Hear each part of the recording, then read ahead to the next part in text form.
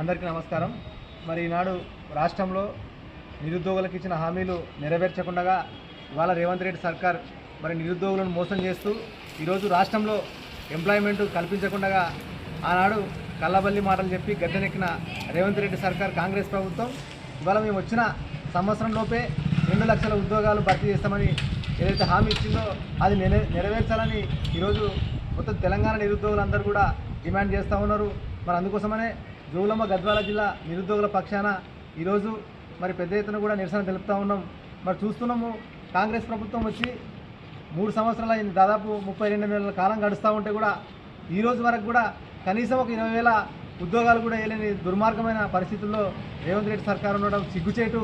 మరి ఇప్పటికీ వాళ్ళు గొప్పలు చెప్పుకుంటున్నారు, ఇప్పటికీ 60,000 ఉద్యోగాలు భర్తీ చేసినామని అబద్ధపు మాటలు చెప్తా ఉన్నారు. గత ప్రభుత్వం వేసినటువంటి నోటిఫికేషన్ని మరి రిజల్ట్ను వీళ్ళు వచ్చి ఓన్లీ కేవలం నియామక పత్రాలు ఇచ్చినారు తప్ప మరి వాళ్ళు ఇచ్చిన నోటిఫికేషన్లు కాదు.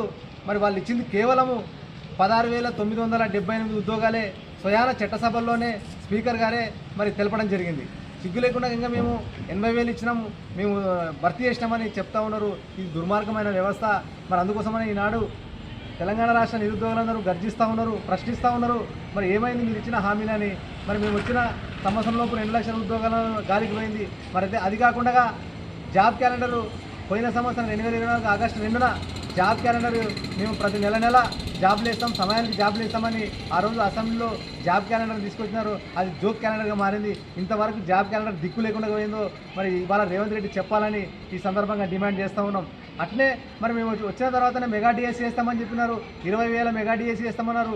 ఇవాళ 20,000 కాదు కదా, 10,000 కూడా వేయలేని పరిస్థితుల్లో ఈ ప్రభుత్వం ఉన్నది, కాంగ్రెస్ ప్రభుత్వం.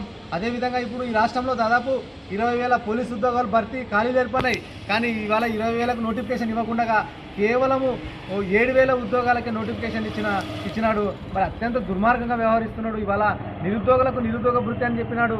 నెలకు 4,000 రూపాయల నిరుద్యోగ భృతి ఇస్తా అని చెప్పినాడు. ఈరోజు ఇంతవరకు నిరుద్యోగ భృతి గతి లేదు.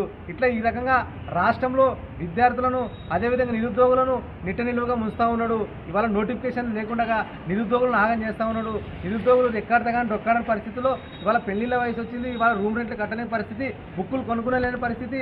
మరి ఇంత దారుణంగా వ్యవస్థ ఉంటే ఇవాళ జాబులు ఇవ్వకుండా ఊరేగుతున్నారు తప్ప నిరుద్యోగులను పట్టించుకునే పాపన లేదు.